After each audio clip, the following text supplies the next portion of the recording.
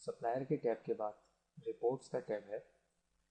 Reports के tab में हम रिपोर्ट्स के बटन पर क्लिक करेंगे तो हमारे सामने एक और डैशबोर्ड ओपन हो जाता है।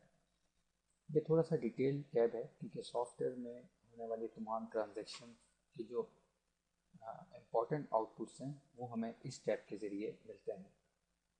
रिपोर्ट के टैब में सबसे पहले जो बिज़नेस रिपोर्ट्स है उसमें मैं आपको शॉर्ट समराइज़ करके बिज़नेस से रिलेटेड कुछ रिपोर्ट्स जो इसमें अवेलेबल है मैं आपको शो करा देता हूँ। सबसे पहले हम फ्रॉम डेट टू डेट देंगे। आप किसी सिंगल डेट की भी रिपोर्ट निकाल सकते हैं और टू डेट यानी दो डेट्स के दरमियान यानी कि स्पेसिफिक टाइम पीरियड की रिपोर्ट्स भी आप इसमें देख सकते हैं। और कौन कौन सी रिपोर्ट्स हैं? Sales, expenses, business and purchases. Sales report में इन दो डेट्स के दरमियान की हमें वो डेट बाय सेल दिखा देगा, जो भी हमारी सेल्स हुई होंगी। एक शॉर्ट हम समझ लें कि एक कंपैरेटिवली समटाइम्स होता है कि हम दो डेट्स की रिपोर्ट्स को आपस में कंपैरिजन करना चाहते हैं कि हम अपनी सेल्स में आगे की तरफ जा रहे हैं या हमारी सेल्स डाउन साइड पे जा रही है, तो उसके लिए ये रिपोर्ट्स यूज़ होती हैं। इसी तरह monthly and yearly. Monthly cell report के लिए हमें किस ईयर के मंथ की सेल रिपोर्ट चाहिए, तो इसलिए हमें ईयर का पैरामीटर पहले पास कराना यहाँ पर डेटा में इंटर करना ज़रूरी है। उसके बाद हम मंथ इंटर करेंगे। हम नवंबर मंथ की सेल रिपोर्ट हमें चाहिए। मंथली सेल्स पे क्लिक करेंगे तो ये हमारे सामने नवंबर मंथ की सेल आ जाएगी। अगर हम किसी प्रीवियस मंथ की देखना चाहें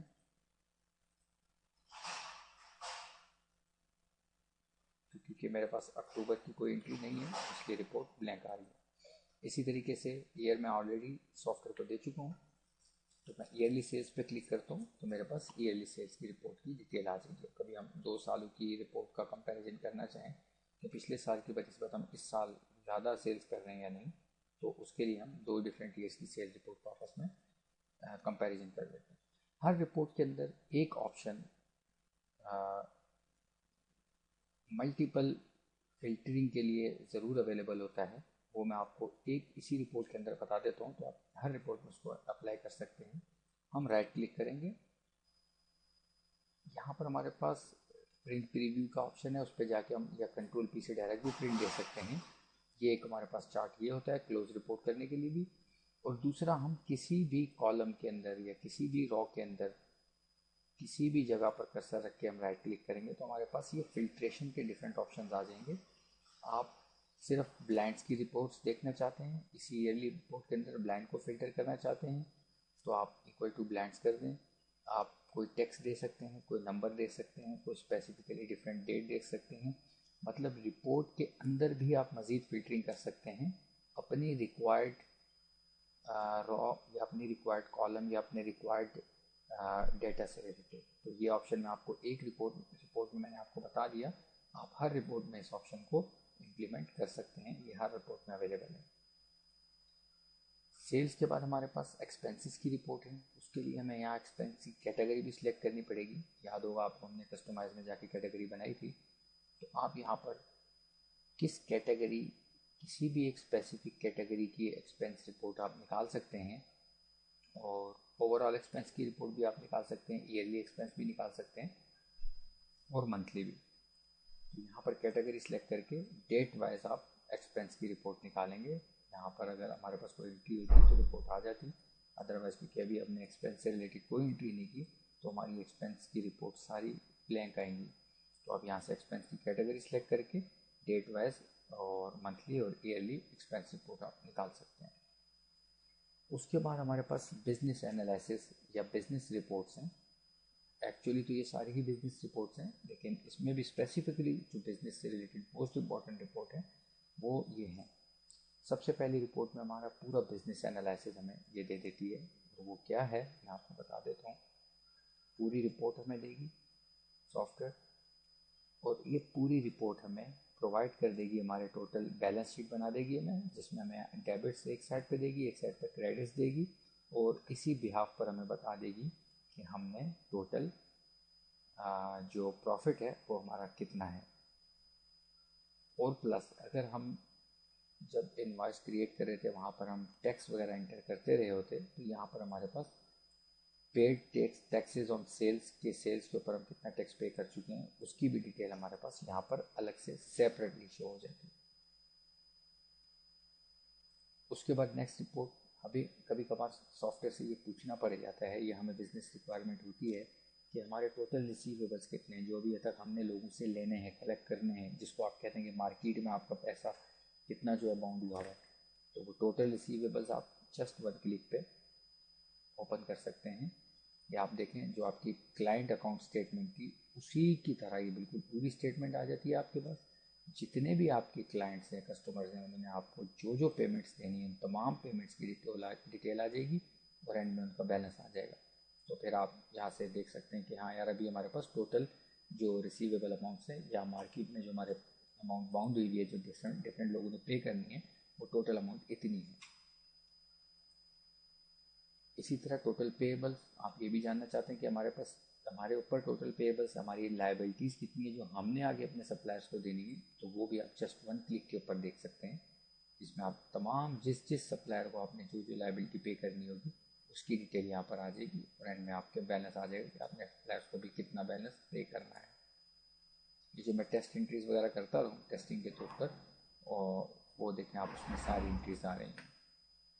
फिर हमारे पास एक रिपोर्ट है परचेजेस, ये तो आपकी सेल्स जैसे आओगी, आप सेल्स सर्च कर सकते हैं। परचेजेस, परचेजेस की जो हमारी रिपोर्ट है वो ईयरली और मंथली बेसिस पर नहीं है, वो आप फ्रॉम टू डेट के यानी कि बिटवीन टू डेट्स आप सर्च कर सकते हैं।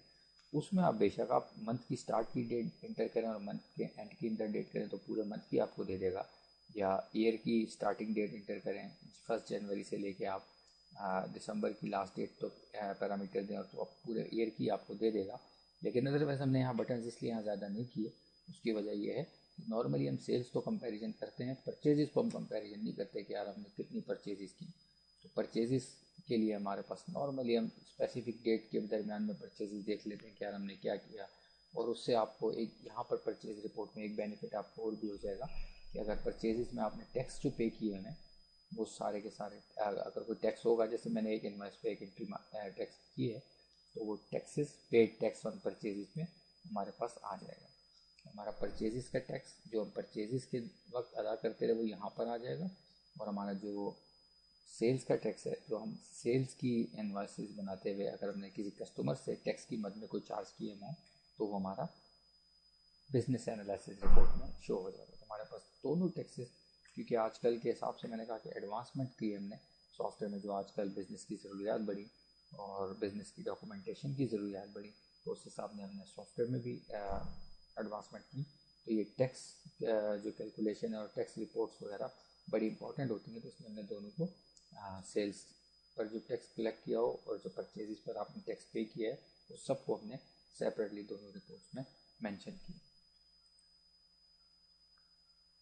इस डैशबोर्ड के अंदर हमारा जो नेक्स्ट टैब है वो है कैश हैंडलिंग। कैश हैंडलिंग में हमारी वो रिपोर्ट जो आप कैश जो आप अकाउंट ओपन करते हुए जो काउंटर ओपन करते हुए आप ओपनिंग बैलेंस होता है आपका काउंटर का, या इशूड आपका अमाउंट होती है जो आप काउंटर वाले को देते हैं, उसके बाद काउंटर वाला अमाउंट रिसीव करता रहता है क्लाइंट से और उनको कैश बैक भी करता रहता है, तो वो सारी चीज़ें यहाँ पर मेंटेन होती हैं। और एग्जांपल मैं अगर यूज़र का नाम सेलेक्ट करूँगा, इस यूज़र की कैश हैंडलिंग रिपोर्ट क्या रही, तो वो आपको डिटेल दे देगा कि भाई इनको इशू टैक्स आपने ज़ीरो किया था, काउंटर जब इन्होंने ओपन किया तो ओपनिंग टैक्स कोई नहीं था, टैक्स कह रहा हूँ, ओपनिंग बैलेंस कुछ नहीं था, रिसीव्ड इन्होंने 100 किए, बैक इन्होंने जो अमाउंट्स की वो इतनी की 50 रुपीज़ की, और अभी इनके पास कैश है 50 होना चाहिए। तो जस्ट आप यहाँ से रिपोर्ट देख के काउंटर वाले से कैश काउंट कर लेंगे, उसके लिए आपको कोई मैनुअली कोई अलग से काम करने की ज़रूरत नहीं है।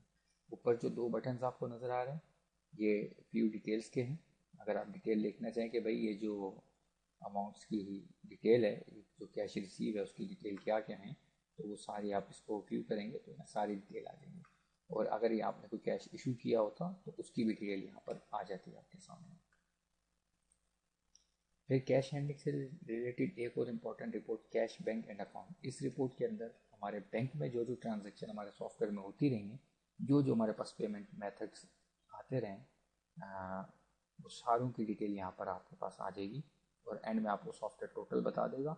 और अगर आप इसमें मज़ीद फिल्ट्रेशन करना चाहें कि यार ठीक है कैश अलग है हमारे पास, बैंक ट्रांसफ़र जैस कैश में इतना आया, और बैंक कोई और अगर आपका मेथड होता है इजी पैसा में हमारे पास कितनी ट्रांजेक्शन हुई इस डेट के अंदर, अगर वो सारी आप ट्रांजेक्शन की डिटेल देखना चाहेंगे तो आप मज़ीद इसको, जैसे मैंने आपको पहली रिपोर्ट में बताया, फिल्टर आप कर सकते हैं। मैं जस्ट कैश देखना चाहता हूँ, मेरे पास कैश क्या आया, इक्वल टू कैश, तो मेरे पास यहाँ पर कैश की सारी रिपोर्ट आ जाएगी, बाकी सब यहाँ से रिमूव हो जाएंगे। तो मैं क्लियर फिल्टर करके अपने हिसाब से इस रिपोर्ट को मज़ीद फ़िल्टर कर सकता हूँ जो मेरी रिक्वायरमेंट्स होंगी। नेक्स्ट जो हमारा टैब है रिटर्न्स का टैब। रिटर्न्स के टैब में आपको याद होगा हमने एक रिटर्न ली थी क्लाइंट से, वो रिटर्न जो हमने क्लेम करनी हो, अगर हमारी कोई ऐसी क्लेम करने वाली रिटर्न होंगी तो हम उनको यहाँ से ओपन करके देख लेंगे कि यार रिटर्न बाय मतलब किसने रिटर्न हमें किया और हमने रिटर्न किसको करना है। हमारा आगे जो वेंडर है, हमने जो अपना सप्लायर सेलेक्ट किया था उसका यहाँ पर नाम आ गया, तो आपको याद आ जाएगा हाँ भाई ये आइटम था, ये प्रोडक्ट थी, फिर ये हमारे पास प्रोडक्ट रिटर्न होके आई थी और इसकी ये क्वान्टिटी थी, ये अमाउंट थी। अब इस प्रोडक्ट को हमने यहाँ अपने कमेंट सेंटर किए हुए होंगे और आप उस वेंडर को या उस सप्लायर को वो चीज़ आप रिटर्न कर देंगे। जैसे ही वो आपके पास वहाँ से रिटर्न में क्लियर होती है तो आप यहाँ से उसकी रिटर्न की एंट्री अपने रिटर्न मेन्यू में से जाके या क्लेम फॉर्म में से जाके उस रिटर्न की एंट्री को आप डिलीट कर सकते हैं ताकि वो आपके रिकॉर्ड से रिमूव हो जाए।